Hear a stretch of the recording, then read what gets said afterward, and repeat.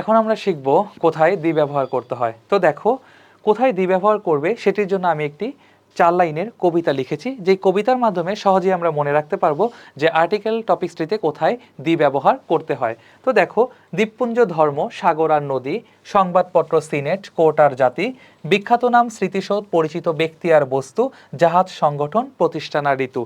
এই ওয়ার্ডগুলোর ইংরেজি শব্দের আগে আমরা দি ব্যবহার করতে পারি। যেমন দ্বীপপুঞ্জ, দ্বীপের নামের পূর্বে দি বসে। ধর্ম, সাগর, নদী, হ্যাঁ, দ্য পদ্মা, দ্য মেঘনা, দ্য যমুনা। সংবাদপত্র, সিনেট, পার্লামেন্ট ভবন। তারপরে court, the high court, the supreme court.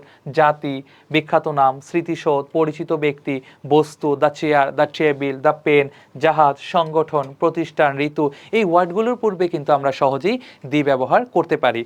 এছাড়াও দেখো, দিয়ের আরও কিছু নিয়ম রয়েছে, অন্যান্য কিছু ব্যবহার রয়েছে। তো আমি প্রথম যে ব্যবহারটি লিখেছি সেটি হচ্ছে, দিনের বিভিন্ন ভাগের সময়ের ক্ষেত্রে আমরা দি ব্যবহার করতে পারি।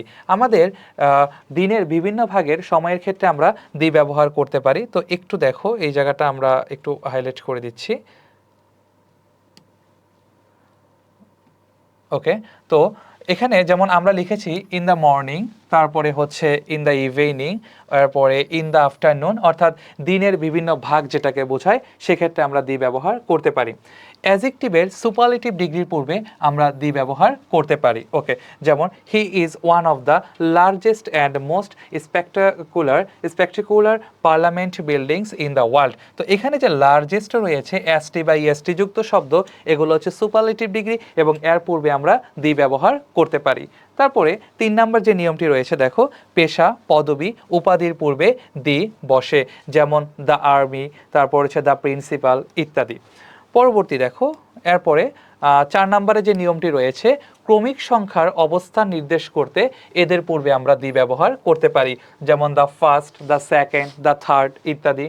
অ্যাজেক্টিভের পূর্বে দি যুক্ত হয়ে প্লুরাল নাউন হয়। এটি খুবই গুরুত্বপূর্ণ, আমাদের পরীক্ষায় অনেকবার এটি এসেছে। দেখো, সো এটি হচ্ছে যে আমরা অ্যাজেক্টিভের পূর্বে যখন দি ব্যবহার করব, তখন কিন্তু সেই নাউনটা প্লুরাল হয়ে যাবে। যেমন এখানে the educated, the uneducated, the poor, the rich ইত্যাদি। সমষ্টিবাচক দেশের নামের পূর্বে আমরা দি ব্যবহার করতে পারি। তো সমষ্টিবাচক দেশের নামের পূর্বে দি ব্যবহার করতে পারি কী কী রয়েছে দেখো, যেমন the UK, the United kingdom. তারপরে আরেকটি যেটি রয়েছে সেটি হচ্ছে, একটু দেখো, পরবর্তী যেটি রয়েছে সেটি হচ্ছে the USA, the United State of America.